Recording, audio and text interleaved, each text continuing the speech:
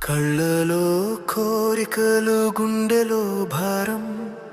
దారి తెలియని నా జీవనయానం లోకమే ప్రశ్న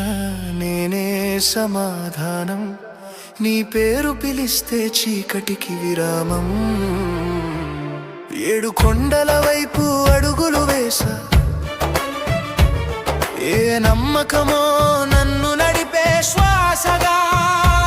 చెప్పలేని బాధలతో మౌనంగా వచ్చా నీ ముందే నిలబడి నిన్నే అడిగా ఏమి కోరాలో తెలియదు స్వామి ఏది నిజమో అర్థం